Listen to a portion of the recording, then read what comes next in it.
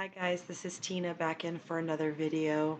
I just wanted to say thank you very much for subscribing or liking my channel or just viewing the content. That's awesome. Thank you. So today I'm going to talk about Jennifer Hart and Sarah Hart. These were two women they met in college, and so what ended up happening was they became a couple, but they had to keep it quiet. It was kind of weird. So I guess at the time, things were not as accepting as they are now.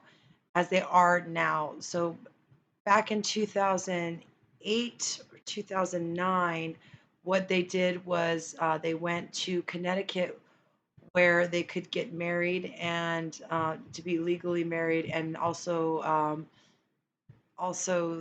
Sarah changed her last name to Hart to match Jennifer's name, Jennifer. So what they did was they first they fostered a 15-year-old girl. Okay, so they were fostering a 15-year-old girl, and they just one day took her to a therapist meeting. They dropped her off, and the therapist had to tell the 15-year-old girl that the ladies were not coming back for her, which sounds pretty crappy, but sounds like she was probably better off not with them after the way this story turned out. So what ended up happening was they ended up adopting six children from Texas. So they adopted the six children. Meanwhile, so Sarah graduated. They were both in elementary education. Sarah graduated. Jennifer didn't finish.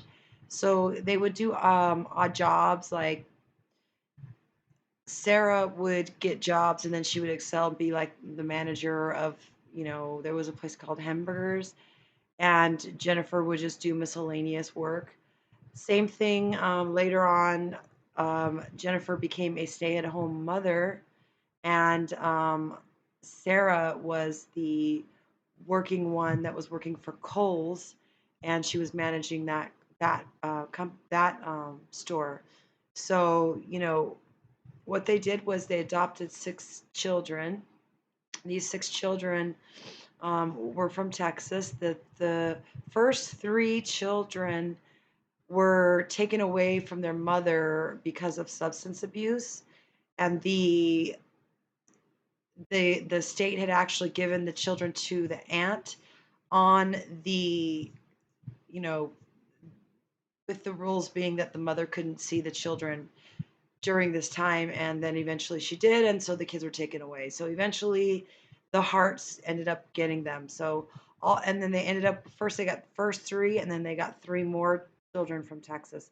So the state of Texas was paying them money even though they adopted them. So that's kind of weird. I thought once after they were adopted that they didn't get paid, but I'm not sure. So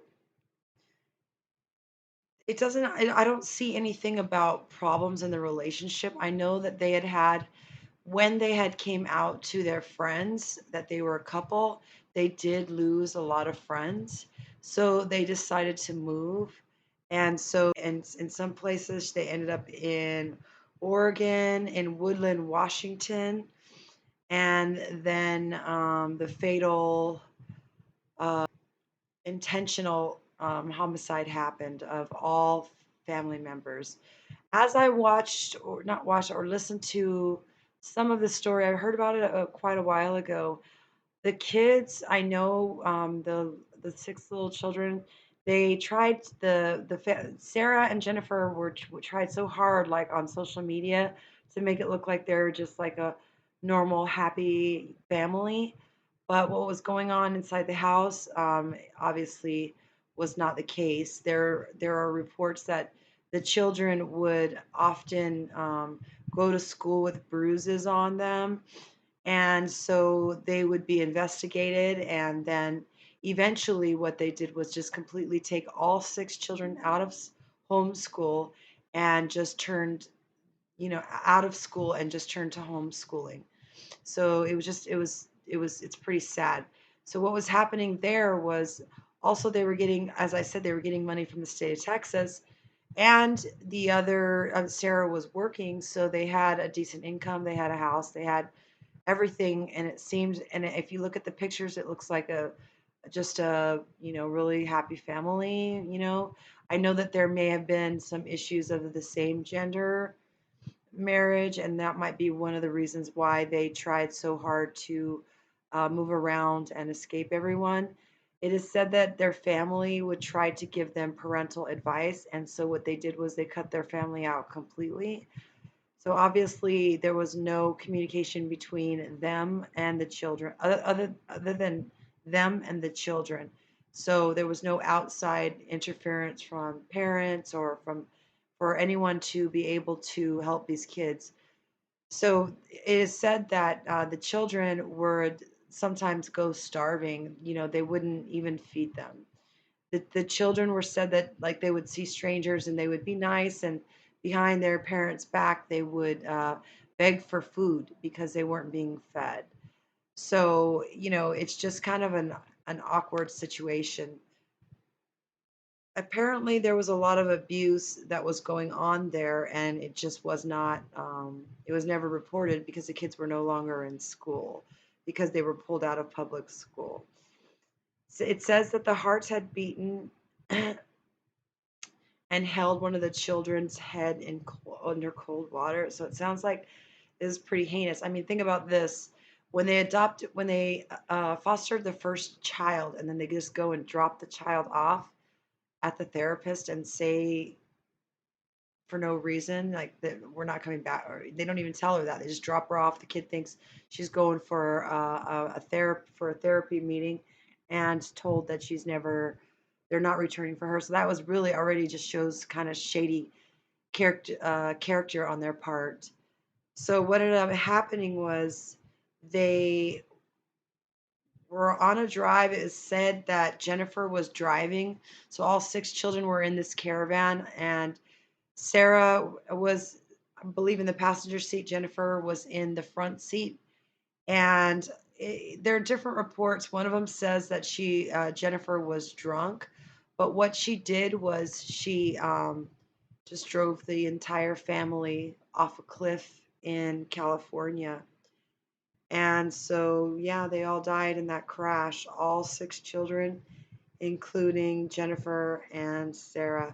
It just makes you wonder why, like, what happened? Why wouldn't they just give the kids back and give them, a chance at life rather than, take their lives? It's just really sad.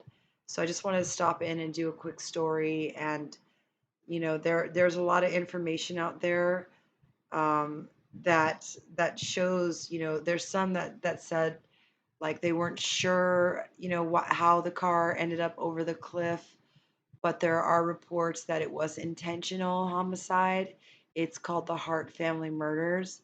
So she must have just went off and you know, just drove them all off a cliff and ended all of their lives. So it's a pretty sad story. I just wanted to stop in and give you guys a quick story. This one does deserve more time.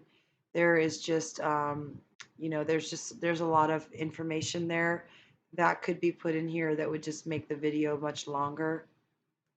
I just wanted to make sure that I put something there for you to be able to watch and see. I'm not sure if any of you have heard about it. I will leave all the information in the links below so that you can go ahead and check it out for yourself.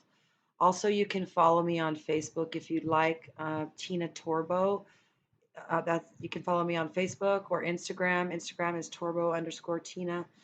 I don't really use Instagram too much, but I am on Facebook.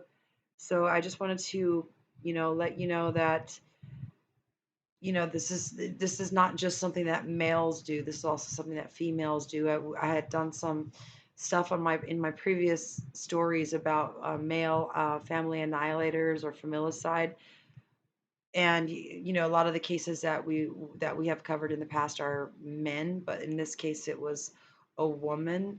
It says the toxicology report for Jennifer's blood alcohol content was over the legal limit at the time of the crash, and that both Sarah and two of the children had defodihydramine, which I believe that's like the motion sickness medication that will put you to sleep. So seems as though they did something to the children to drug them. So maybe they didn't know what was happening. You know, it's just unfortunate. So they ended up in Mendocino County, California, and that's where they went off the cliff. And officials closed the case and released declassified records. According to an incident report following the murders, it was reported that Sarah told a coworker that she wished someone would ask her if it was okay to have such a big family. So it sounds like she was struggling mentally, but she just wasn't outwardly expressing it. The obviously she was having problems and she was abusing the children. So I can't sit here and say I would feel sorry for the parents of either Sarah or Jennifer. They were both born in 1979, so I'm sure they have relatives alive. I feel really bad for the parents of the children that were taken away by Texas and given to what looked like, the perfect family. They portrayed a perfect family. They, made Facebook posts that like looked like everything was just so great, and obviously it wasn't. The poor children were starved and beaten and just tortured. So just a really sad story. Okay, so guys, just go ahead and please like and subscribe to my channel if you like or view. I'm glad that you're viewing. If you have spent any time with me today, I do appreciate it, and I will talk to you soon. Okay, also don't forget to follow me on Facebook. Have a good day. Thank you. Bye.